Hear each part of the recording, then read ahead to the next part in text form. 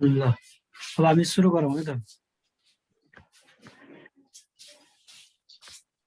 ल र अब हामी क्लास 10 को साइन्स सब्जेक्ट आजबाट सुरु गर्छौँ र सुरुमा हामी के गर्छौँ भने यो च्याप्टर छ एउटा, तिमीहरूको लागि नयाँ हो यो च्याप्टर है, 9 कक्षामा छैन यो, क्रोमोजोम र लिङ्ग निर्धारण भन्ने छ। यो च्याप्टर तिमीहरूले बुक सबैसँग छ कि छैन? बुक होइन, बुक छ भने तिमीहरूले यो पेज नम्बर 188 निकाल त। मेरो मसँग भएको बुकमा 188 छ, तिमीहरूसँग बुक हेर त त्यसमा पनि 188 मै छ कि कता छ हेर त, हेर त त्यो 188 नै छ सर। ल ठिक छ, उसो भए 188 पेज नम्बरमा हेर त सबैले, बुक साइडमा राख्ने होइन। त्यसपछि अरू कुराहरू यहीँबाट हेर्दा हुन्छ है त। भयो सबैसँग छ होइन बुक छेउमा?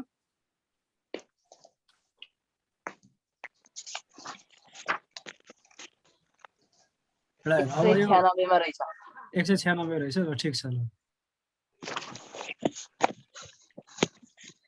बुक नयाँ पुरानो भएको भएर पेज नम्बर फरक फरक पर्न सक्छ, तर भित्रको कुरा चाहिँ सबै एउटै कुरा है, भित्र पाठमा भएको कुराहरू चाहिँ। ल हेर, अब क्रोमोजोम र लिङ्ग निर्धारणमा के हुन्छ भने यो यहाँ भएका कुराहरू हामी सर हेरौँ। जति पनि यो पृथ्वीमा भएका जीवहरू छन्, ती जीवहरूले के गर्छन् भन्दा एकबाट अर्को सन्तान बनाउँदै जान्छन् होइन। साना साना ब्याक्टेरिया भाइरसदेखि लिएर ठुला ठुला एकदमै भयङ्कर भयङ्कर शरीर भएका जीवहरू पनि के हुन्छ, तिनीहरूको सन्तान उत्पादन गर्दै आफ्नो वंशलाई विस्तार गर्दै लगिरहेका हुन्छन् होइन। त्यसमा चाहिँ क्रोमोजोमले एकदमै ठुलो महत्त्वपूर्ण भूमिका खेलिरहेको हुन्छ। त्यो कसरी हुन्छ भन्ने कुरा हामी अलिक बिस्तारै गर्दै हेर्दै जान्छौँ। यो च्याप्टरमा त्यही कुरा सिकाउन खोजिरहेको छ हामीलाई, कसरी एउटा जीवबाट अर्को जीवमा जाँदाखेरि त्यस्तै खालको जीव होइन। अब हात्ती जस्तै जीव होइन, हात्तीले मुसा पाए पनि त हुन्थ्यो होला नि होइन, तर हुँदैन, हात्तीले हात्ती नै पाउँछ। त्यसै मुसाले फेरि मुसै पाउँछ होइन। अब फेरि त्यो हात्तीले मुसाले हात्ती पाउने कुरा पनि भएन। त्यही भएर जस्तो किसिमको मातृकोष भनौँ अथवा आमा बाबाको जस्तो स्वरूप रहेको छ, सन्तानहरू नि त्यस्तै खालको जन्मिन्छन्। अलिकति केही त फरक हुन सक्ला होइन, केही फरक हुन सक्लान्, तर तिनीहरू चाहिँ धेरै जसो सबै कुरा चाहिँ बाबुआमासँग मिल्दोजुल्दो हुन्छ। अब हेर है, अब के भनेको छ भने तिनको गुणहरू जति पनि छन् संसारमा भएका जीवहरू, ती जीवहरूको बाबुआमाबाट सन्तानमा गुण सार्ने काम गर्छ एउटा चिज हुन्छ, एउटा कोष हुन्छ, जसले चाहिँ के गर्छ भन्दा सम्पूर्ण वंश विस्तार हुँदै जाँदाखेरि सन्तानहरूमा गुण सार्दै जाने काम गर्छ। र जस्तै अब तिमीहरूमा पनि के छ, बाबुआमाको गुण छ, कसैको बाबुको जस्तो फेस होला, कसैको आमाको जस्तो फेस होला होइन यिनीहरू हुन्छ। अनि कसैको उचाइमा पनि बाबुआमाकै गुण आइरहेको हुन्छ। त्यस्तो किसिमले वंशमा चाहिँ के अरे सन्तानहरूको गुण सरिरहेको हुन्छ र तिमीहरूको पनि सन्तानमा पछि तिमीहरूका गुणहरू जाने गर्छन्। त्यो चाहिँ केले काम गर्छ भन्दा सबै कुराको यो के कारणले गर्दा हुन्छ भन्दा यसको मुख्य कारण भनेको क्रोमोजोम रहेछ है त। अब क्रोमोजोम मात्रै भन्दा पनि क्रोमोजोमभित्र डिएनए भन्ने हुन्छ, हामी अलिकति पछाडि गएर हेर्छौँ। क्रोमोजोम अब अहिलेलाई के बुझौँ भने क्रोमोजोमले चाहिँ त्यो खालको गुणलाई सार्नलाई महत्त्वपूर्ण भूमिका खेल्दो रहेछ भनेर बुझ्यो है त। अब क्रोमोजोमको अर्थ हेर्ने भने क्रोमोजोमलाई टुकार्ने भने दुईवटा अर्थ हुन्छ, जस्तो क्रोम अनि प्लस जोम, क्रोमोजोम दुईवटा मिलेर भन्छ। क्रोम भनेको चाहिँ त्यसको अर्थ चाहिँ रङ हुन्छ र जोम भनेको चाहिँ त्यसको अर्थ शरीर हुन्छ। भनेको मतलब साधारण रूपमा हेर्दाखेरि त्यसको चाहिँ के हुँदैछ, रङ्गीन शरीर भन्ने खालको अर्थ बुझिँदो रहेछ है त। अब हेर यसलाई छुट्याउने कसरी हुन्छ भने तिमीले चित्र हेऱ्यो भने चित्र म देखाउँछु, यसपछि अर्को स्लाइडमा चित्र छ हाम्रो। त्यो जीवकोषमा के हुन्छ, न्युक्लियस हुन्छ है। त्यसमा चाहिँ के हेर, जस्तो यो मैले यहाँ यतापट्टि देखाउनु खोजेँ। हेर यो चित्र हेर, यो सेलमा यो चित्र हेर है पहिला। यो चित्रमा तिमीहरूले के देखेर छ, सेल हो सबै, यो ठुलो के हो, कोष हो, जनावर कोष हो। अनि यो जनावर कोषमा चाहिँ के हुन्छ भने जस्तो हेर अब यहाँ यो पुरै चाहिँ जनावर कोष हो,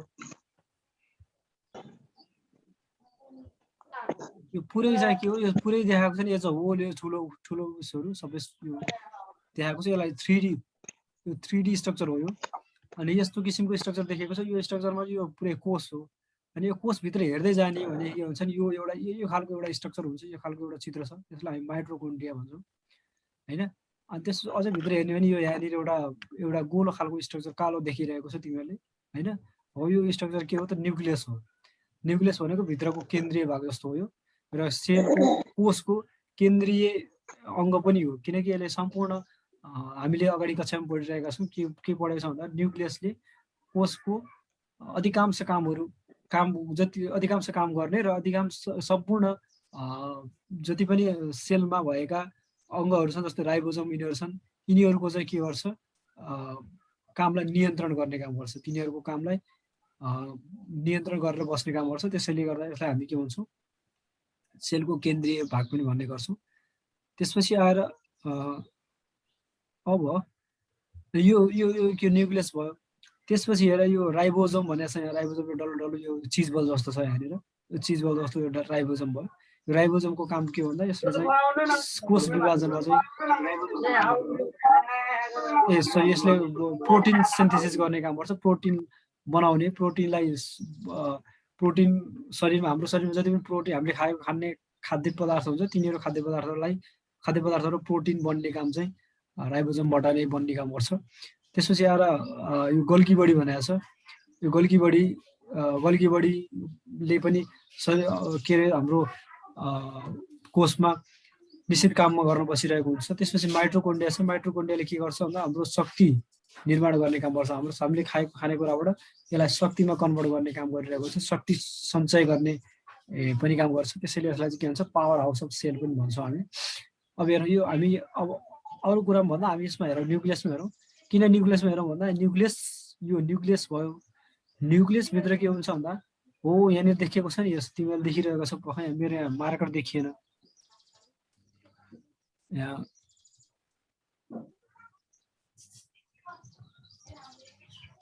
मैले मार्कर देखाउनु खोजिरहेको छु यसलाई। यो हेर, हो यो हेर, यहाँ तिमीहरूले देख्यो होला, हो यस्तो यो एउटा यहाँ अहिले हुन त धेरै हुन्छ यहाँ, तर यहाँ देखाउन चाहिँ के देखाएको छ, 3टा मात्र देखाएको छ। यसरी हो यो 3टा हो। यो तिमीहरूको रिबन बाँड्छ नि, तिमीहरूले रिबन टाउको केटीहरूले रिबन बाँड्छौ नि, त्यस्तो किसिमको रिबन बाँडे जस्तो स्ट्रक्चर देखाएको छ। हो यसको नाम के रहेछ भन्दा क्रोमोजोम रहेछ। के रहेछ, क्रोमोजोम रहेछ है। हामीले अघि पढ्यौँ नि, जति पनि हाम्रा गुणहरू पैतृक गुणहरू सन्तानमा सार्ने काम केले गर्छ, क्रोमोजोमले सार्छ भन्यो। हो त्यो क्रोमोजोम भनेको न्युक्लियसभित्र हुँदो रहेछ, ठिक छ। यो न्युक्लियसभित्र चाहिँ हामीले क्रोमोजोम पाउँदो रहेछौँ। यो न्युक्लियसभित्र यो क्रोमोजोमले चाहिँ पैतृक गुणहरू सार्ने काम गर्छ है त। यो चाहिँ के हो, हाम्रो सेलको यो सेलभित्र रहेका अङ्गहरू हामीले देखाइयो र सेलभित्र भएका अङ्गहरूले कसरी काम गर्छन् भन्ने कुरा हामीले जानियो। त्यसपछि क्रोमोजोमको बनावट कस्तो हुन्छ भनेर हो त।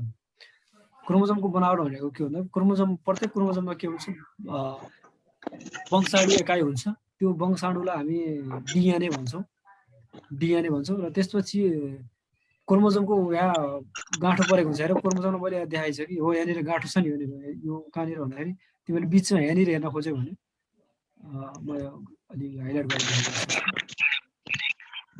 यहाँनिर यहाँनिर देख्यो भने यो गाँठो परेको छ यहाँनिर, यहाँनिर पनि गाँठो परेको छ, यहाँनिर पनि गाँठो परेको छ होइन। यहाँनिर गाँठो परेको ठाउँलाई हामी के भन्छौँ भन्दाखेरि सेन्ट्रोमियर भन्छौँ। सेन्ट्रोमियर भनेको चाहिँ यसले त्यही डेफिनेसन नै भन्न खोजेको यसले है, सेन्ट्रोमियर। त्यसपछि आएर कोष विभाजन हुँदा प्रत्येक क्रोमोजोममा 2वटा सिस्टर क्रोमाटिड भन्छन्। सिस्टर क्रोमाटिड भनेको त्यो अघि हामीले देखेको छ दुईतिर कापो कापो भएर बसे जस्तो, त्यसलाई चाहिँ हामी के भन्छौँ, सिस्टर क्रोमाटिड भन्छौँ। र यो चाहिँ प्रोटिनसँग बेरियर रहेको हुन्छ, जसलाई हिस्टोन भनिन्छ। हिस्टोन भनेको हामीले तपाईँले चित्रमा देख्न सक्छौँ। एउटा मानव शरीरको कोषमा डिएनएको अणु हिस्टोनबाट खुल्दाखेरि 6 फिट जति लामो हुन्छ भनेको छ। र हिस्टोन भनेको यो चित्रबाट हेर्न सकिन्छ हामीले हो त। यो चित्रबाट अलि बढी बुझ्न सकिन्छ हामीले यहाँबाट, यसमा डिटेलमा बुझ्न सक्छौँ। यो एज अ होलमा के भयो, यो एज अ होलमा क्रोमोजोम भयो पुरै एज अ होलमा है त। एज अ होलमा क्रोमोजोम भयो एउटा मात्र। यसको यो चाहिँ सेन्ट्रोमियर भयो, यो बिचको बाँधेको ठाउँ जस्तो गाँठो पारेको जस्तो, यसलाई सेन्ट्रोमियर भन्छ। त्यसपछि आएर यसको टुप्पोतिरको भाग टेलोमियर भयो। अनि त्यसपछि यो छ नि यो एउटा मात्रै हाको यसरी लिने भने यसलाई चाहिँ हामी क्रोमाटिड भन्छ। यो क्रोमाटिड भयो, यो क्रोमाटिड भयो, यो क्रोमाटिड भयो, यो क्रोमाटिड भयो, यो 4 वटा क्रोमाटिड भयो हैन। यिनीहरू चाहिँ यो र यो चाहिँ के हुन्छ सिस्टर क्रोमाटिड भयो। यो चाहिँ सिस्टर क्रोमाटिड भयो, सिस्टर क्रोमाटिड। अब यसमा यो क्रोमोजोमलाई मानौँ ल हामीले पिङ खेल्दाखेरि जस्तो तिमीहरूले सर आवाज क्लियर आएको छैन। हजुर ए त्यो नेटको कारणले गर्दा नि हुनसक्छ। अनि त्यो अहिले कस्तो छ आवाज?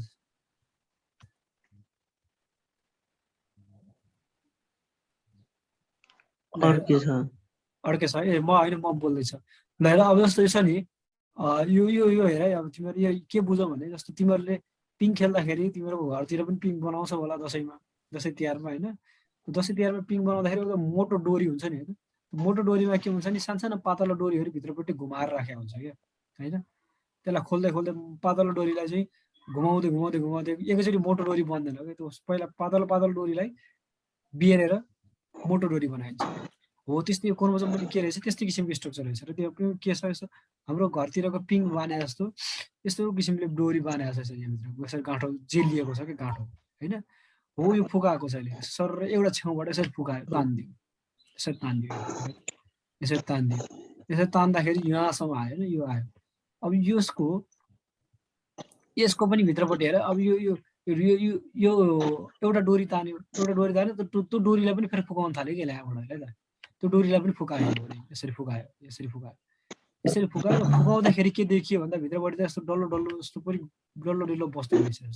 एउटा डल्लो भयो यस्तो किसिमको डल्लोहरू गोला आकारका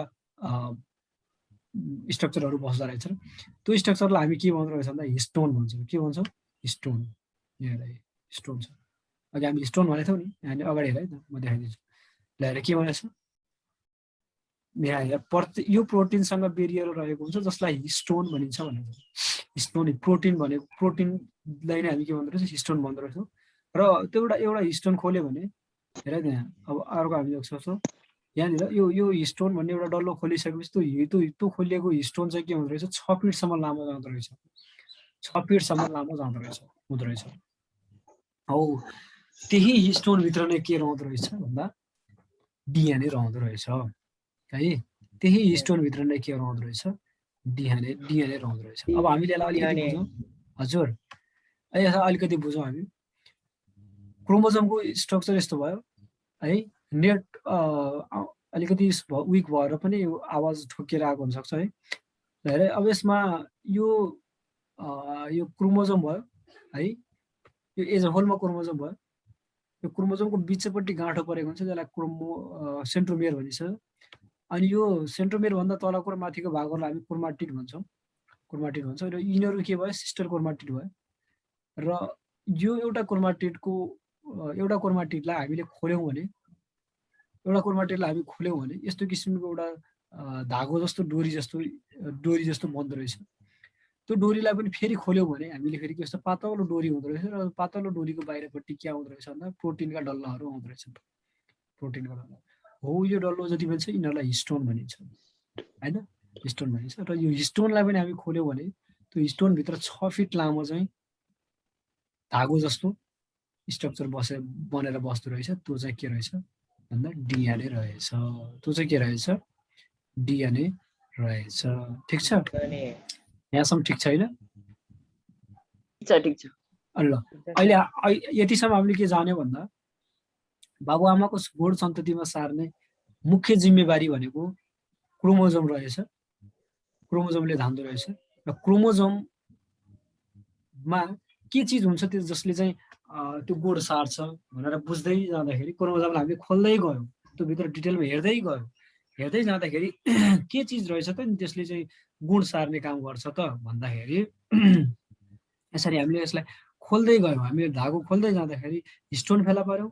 हिस्टोनलाई पनि खोल्दै जाँदाखेरि हामीले डिएनए फेला पर्यौँ। र डिएनएको भित्रपट्टि हेर्ने भने दुईटा किसिमको तेन्द्रा रहेछन् यहाँ डिएनएमा है त। दुईटा किसिमको तेन्द्रा रहेछन्। हरेक तेन्द्राबाट के निस्केको रहेछ भन्दाखेरि यो न्युक्लियोटाइड भन्ने निस्केको रहेछ। यसलाई नाइट्रोजन बेसहरू भन्छ। न्युक्लियोटाइड निस्केको रहेछ। र यिनीहरूको नाम फरक फरक छ, त्यसैले रङ फरक फरक जनाएको छ। यिनीहरूको नामलाई हेर्ने भने यो नाम जान्नुपर्छ। तिमीलाई इक्जाममा कहिले कहिले सोध्छ नाइट्रोजन बेसहरूको नाम लेख्नुहोस् भन्छ। डिएनएमा हुने नाइट्रोजन बेसको नाम लेख्नुहोस् भन्छ। र एडिनिन भयो, ग्वाइनिन भयो है, साइटोसिन भयो, थायमिन भयो। Adenine, guanine, cytosine, thymine. यसलाई हामीले सजिलै कसरी बुझ्न सक्छौँ, सजिलै कसरी थाहा पाउन सक्छौँ भने एटीसीजी है। एटीसीजी भन्यो भने सर्टकट भयो, त्यो हामीले सम्झिनलाई सजिलो भयो।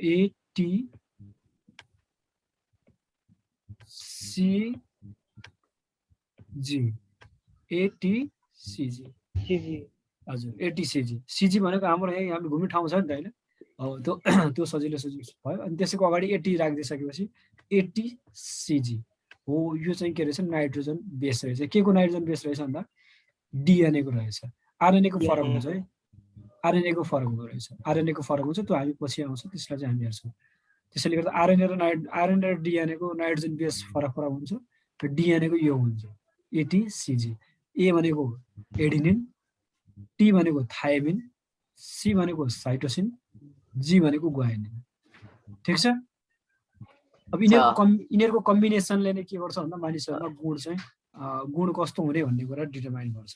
हामी अहिले डिटेलमा हेर्छौँ। र डिएनएको बनावट भनेको छ हेर, डिएनए भनेको अघि मैले भनेको कुरा सबै लेखेको छ, त्यही लेखेको छ। डिएनए बनावट यसमा नाइट्रोजन बेस हुन्छ, फस्फेट हुन्छ। फस्फेट भनेको बाहिर यहीँ देखाएको छ चित्रमा। हेर यहाँ फस्फेट भनेको छ, सुगर फस्फेट भनेको छ। सुगर फस्फेट भन्दा यो तन्त्रमा हामी देखाएको छ होइन। त्यसपछि आएर अनि फस्फेट हुन्छ, डिअक्सिराइबोन्युक्लिक राइबोज सुगर, डिअक्सिराइबोज सुगर हुन्छ। त्यसपछि मिलेर बनेको हुन्छ। त्यसमा चाहिँ 4वटा नाइट्रोजन बेस हुन्छ भनेछ। हेर एडिनिन, थायमिन, ग्वाइनिन, साइटोसिन। र एडिनिनसँग कुन मिल्दो रहेछ, थायमिन मिल्दो रहेछ, एटीसीजी होइन। ए र टी को चाहिँ बन्ड बन्द रहेछ, सी र जी को चाहिँ बन्ड बन्द रहेछ, अथवा जी र सी को चाहिँ बन्ड बन्द रहेछ, एटीसीजी भन्नु। मैले त्यसरी अघि सर्टकट बनाइदिएको जस्तो सजिलो भयो। र यिनीहरूले चाहिँ के गर्छ भन्दा फस्फेट र डिअक्सिराइबोज सुगर मिलेर चाहिँ रिबन जस्तो संरचना बनाउँछ। यो रिबन जस्तो जुन संरचना छ, यो रिबन जस्तो संरचना चाहिँ केले बन्द रहेछ भन्दाखेरि सुगर फस्फेटले बनाउँदो रहेछ होइन। के भन्छ, डिअक्सिराइबोज सुगर र फस्फेटले चाहिँ यो चाहिँ के हुन्छ, ब्याकबोन भन्छ। यसलाई ब्याकबोन भनेर लेखेको छ। ब्याकबोन भनेको बाहिरपट्टि स्ट्रक्चर बनाउँदो रहेछ, डोरी बनाउँदो रहेछ भनौँ। र त्यो डोरीबाट काँडा उम्रे जस्तो चाहिँ के उम्रिँदो रहेछ, नाइट्रोजन बेस उम्रिँदो रहेछ। र तिनीहरू बिचमा चाहिँ के हुँदो रहेछ, यिनीहरू बिचमा आपसमा चाहिँ जोडिँदो रहेछन्। नाइट्रोजन बेसहरू चाहिँ के हुँदो रहेछ, एक आपसमा जोडिँदो रहेछन्। जस्तै यसमा चाहिँ यसरी जोडिँदो रहेछ। यो एटीसीजी चाहिँ यो एडिनिन चाहिँ थायमिनसँग जोडिँदो रहेछ, बन्ड बनाउँदो रहेछ। हामीले रासायनिक विज्ञानमा पढ्यो भने अलिकति बन्ड भनेर, रासायनिक बन्ड भनेर इलेक्ट्रोभ्यालेन्ट बन्ड र कोभ्यालेन्ट बन्ड भनेर पढ्थ्यौँ। हो त्यस्तै किसिमको बन्ड चाहिँ यिनीहरूले बनाए यहाँ। यसरी बन्ड बनाएर बस्दो रहेछ नि यिनीहरू होइन। यो बन्ड बनाइसकेपछि यिनीहरूले यो बन्ड बनाउनु भने के हो त, एउटा जीवबाट अर्को जीवमा जाँदाखेरि कस्तो किसिमको गुण हुन्छ भनेर यो बन्डले नै डिसाइड गर्छ है त। देखिँदो रहेछ भने अब हेर यहाँ डिएनए र यो डिएनएको स्ट्रक्चर भयो। डिएनएको दुईटै डिएनएको स्ट्रक्चर हो। यो मैले यो उसबाट लिएको छु, यो फिगर लिएको छु। हेर त बन्ड बनाएको देखेको छैन हामीले यसमा। यो बेस पेयर बनाएको छ, सुगर फस्फेट र सुगर फस्फेटको ब्याकबोन भयो। हेर यहाँ जस्तो हेर त यो यतापट्टि यो ठिकै छ, केही छैन, एउटै कुरा हो। हेर यहाँ यसमा हाइलाइटर कता गयो यसको,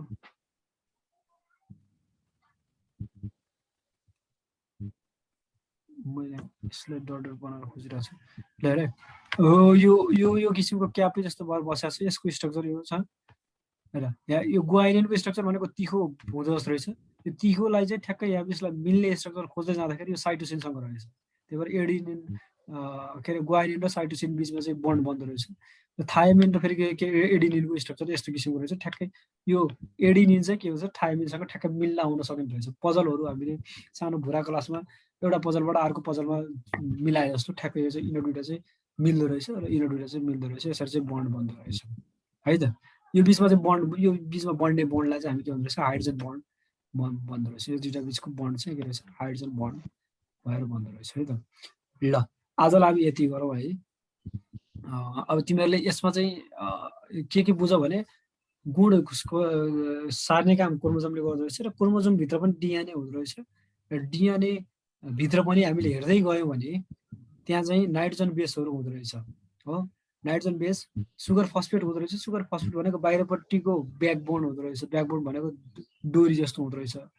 त्यसैसँगबाट निस्किएर चाहिँ के हुँदो रहेछ नाइट्रोजन बेसहरू हुँदो रहेछन्। र यो नाइट्रोजन बेसहरू चाहिँ 4वटा हुँदो रहेछन्, एडिनिन, साइटोसिन, एटिसिजी भनौँ, एडिनिन, थाइमिन, साइटोसिन र ग्वाइनिन हुँदो रहेछ। यिनीहरू चाहिँ यिनीहरूको कम्बिनेसन, यिनीहरूको समूहले नै के गर्दो रहेछ मानिसमा कस्तो किसिमको गुण रहने भन्ने कुरा डिसाइड गर्दो रहेछ भनेर तिमीहरूले आज त्यतिसम्म बुझ्नु पर्यो। र भोलिको क्लासमा हामी के गर्छौँ भन्दा भोलिको क्लासमा डिएनएको प्रकारहरू के छन् अलिकति जान्छौँ। त्यसपछि यो क्रोमोजोमको प्रकार यो धेरै इम्पोर्टेन्ट छ, एक्जाममा धेरै सोधिरहेको हुन्छ, स्ट्रक्चर दिएर सोधिरहेको हुन्छ। यो कुराहरू हामी भोलिको क्लासमा हामी गर्छौँ है त, के अरे पढ्छौँ। ल आजलाई यतिसम्म। तिमीहरूलाई केही नजानेको छ कुनै क्वेसन छ?